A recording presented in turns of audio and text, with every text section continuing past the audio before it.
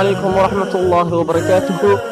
دعوة اللي هانتين ساولنتين وحان idin leeyahay maalin qurux wanaagsan oo lambarkayaan jooga sidaad wada arkaysaan maxaad u malaynaysaa in aan ku sheegi doono wax saa u weyn ma ahan xagayga balse xagaaga laga yaabo in ay ka yihiin wax aad u weyn. waxaan doonayaa inaan ku sheego sida aad ku soo ceshan karto lacag EVCplus oo aad qaladay. waaw hadana sidee baad ku soo ceshan kartaa lacag EVCplus oo aad qaladay?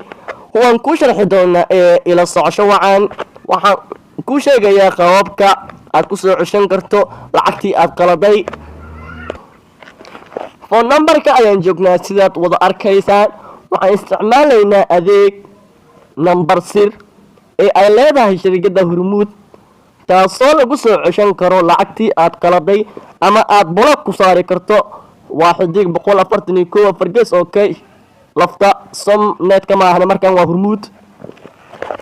Hormuud ayaan lacag ka qaldanay. waxaan dhahaynaa number 2 ah adeega caawiye waxaan oo hoos safan dhan ka tag iska day waxa ku xisaabsan number 2 adeega caawiye. waxaan inoo soo bixi doona ilaa arag itu saraagaaga waxa ay soo bixin balse waxaan ka rabnaa number 3 oo ah lacag qaldantay. meesha aan u socno ayaa meeshaas ah number 3 oo ah lacag qaldantay. igu dhufo geli numberkaaga kan waa numberkaaga kan aad leedahay hana ilooyin inaad ka bilowdo ewer la xal numberkayga ingilinaya 9745 okay ayaan leeyahay. wuxuu leeyahay geli numberka aad ku qaladay. tusaale waxaan ku qalday numberkaan ewer la xal 95 46 wuxuu leeyahay geli lacagta 6 ayaan gelinaya. tusaale waxa uu leeyahay e-voucher ma ku qordamaysa si kale e-voucher ayaan leeyahay. wuxuu leeyahay number 2 oo EVCplus ah.